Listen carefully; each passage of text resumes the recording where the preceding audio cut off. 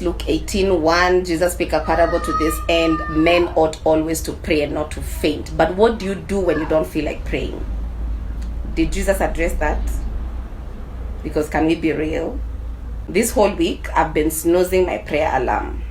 Yesterday is when I realized that the more I'm snoozing my prayer alarm, the more I'm becoming distant from God. As I was reading Luke 18 yesterday, I was wondering, yes, Jesus taught that we need to always pray. But did it teach us what to do when we don't feel like praying? Because it's one thing to know what you need to do, and it's another thing to want to do what you need to do. As I continued meditating on it, I realized that Jesus did not teach us what to do with our feelings, because he addressed a much more deeper issue. The feelings are just the fruits of something deeper. Here's what I mean. Most of the times I don't feel like praying. But there's never a day I woke up and said, I don't feel like scrolling on Instagram.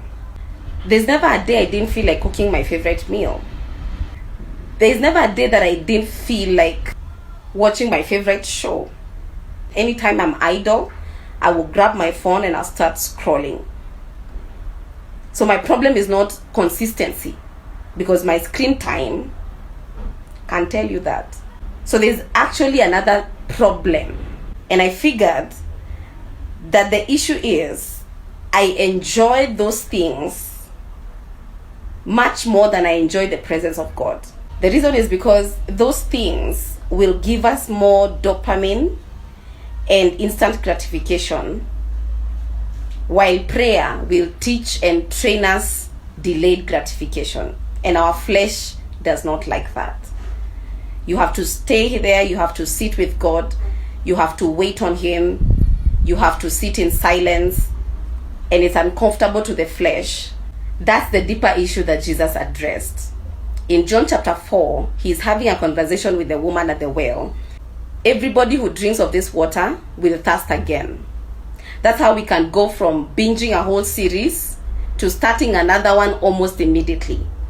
Because every other well apart from Jesus will only leave us more empty and more thirsty.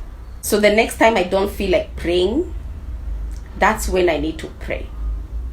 Because it's deeper than that. And my prayer has now been, Lord, give me a hunger for you. Change my appetites. Help me to crave for you more than I crave for anything in this world.